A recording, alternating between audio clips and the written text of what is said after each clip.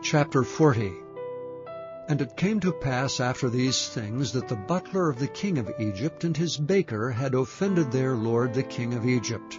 And Pharaoh was wroth against two of his officers, against the chief of the butlers and against the chief of the bakers. And he put them in ward in the house of the captain of the guard, into the prison, the place where Joseph was bound. And the captain of the guard charged Joseph with them, and he served them, and they continued a season in ward. And they dreamed a dream, both of them, each man his dream in one night, each man according to the interpretation of his dream, the butler and the baker of the king of Egypt, which were bound in the prison. And Joseph came in unto them in the morning, and looked upon them, and behold, they were sad. And he asked Pharaoh's officers that were with him in the ward of his lord's house, saying, Wherefore look ye so sadly today? And they said unto him, We have dreamed a dream, and there is no interpreter of it. And Joseph said unto them, Do not interpretations belong to God? Tell me them, I pray you.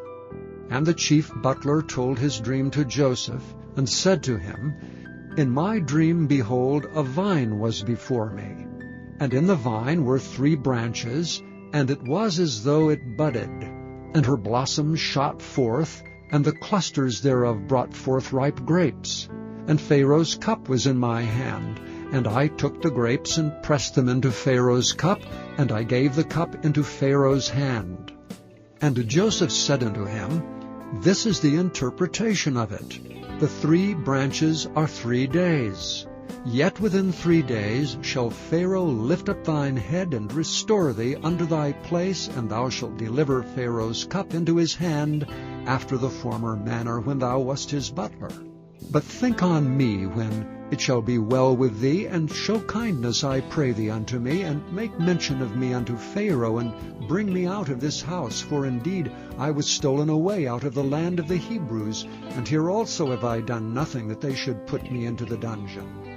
When the chief baker saw that the interpretation was good, he said unto Joseph, I also was in my dream, and behold, I had 3 white baskets on my head, and in the uppermost basket there was all manner of baked meats for Pharaoh, and the birds did eat them out of the basket upon my head.